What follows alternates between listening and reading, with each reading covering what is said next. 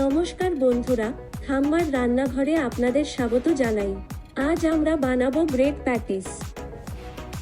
আপনারা কি জানেন যে ব্রেড প্যাটিসের গল্প 1896 সাল থেকে শুরু? তখনকার দিনে জেনারেল স্যার ওয়াল্টার স্টুয়ার্ট লেসলির রান্নাঘর থেকে এই বিখ্যাত রেসিপি উদ্ভব হয়। তার স্ত্রী মার্গারেট ইংল্যান্ড ফিরে যাচ্ছিলেন এবং তিনি চেয়েছিলেন এমন একটি বিশেষ রেসিপি যা তিনি ভারত থেকে নিয়ে যেতে পারেন। রান্নার লোকেরা অনেক চেষ্টা করলেও কিছুতেই মেম সাহেবকে খুশি করতে পারছিল না। তখন জেনারেলের মেয়ে এলিজাবেথ একটি চমৎকার আইডিয়া দেন।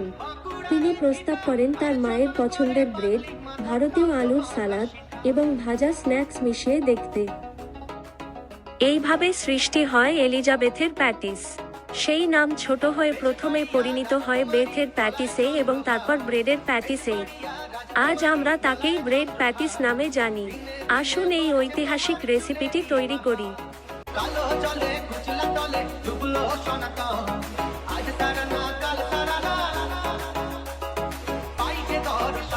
প্রথমে আমরা একটি প্যান গরম করব। তাতে সর্ষের তেল দিয়ে দেব।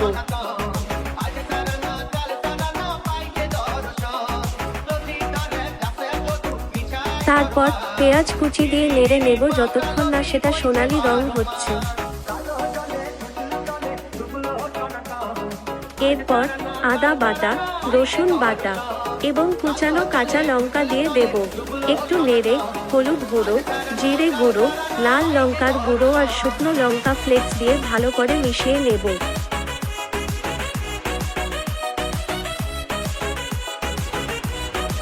বন্ধুরা, ভিডিওটি ভালো লাগলে লাইক, শেয়ার এবং সাবস্ক্রাইব করতে ভুলবেন না। ধন্যবাদ।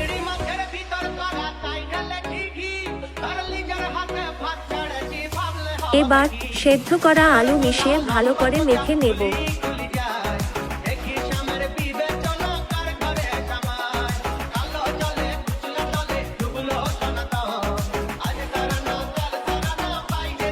স্বাদমতো নুন দিয়ে দেব এবং কুচানো ধনে পাতা ও ভাজা জিরে গুঁড়ো যোগ করব।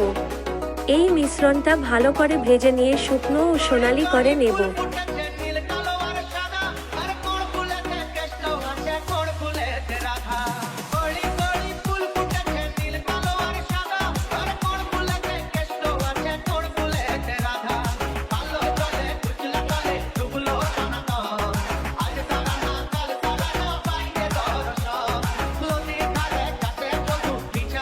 এখন একটা বাটিতে বেসন, লাল লঙ্কার গুঁড়ো আর হলুদ গুঁড়ো নিয়ে জল মিশিয়ে ব্যাটার তৈরি করে নেব।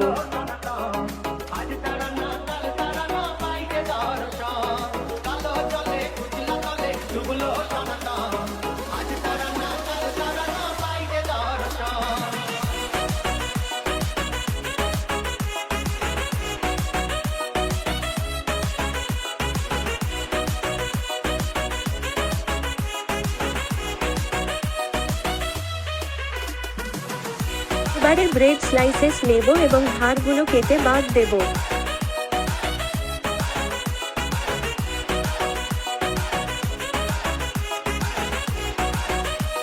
দুটো স্লাইসের মাঝে আলুর ফিলিং দেব এবং সরু স্ট্রিপস কেটে নেব। মেদিনীপুরের নাচিরন বাঁকুড়ার ওই ভিটা আর যতন করে বাঁধলি মাথা তাও তো বাঁধা শিখা।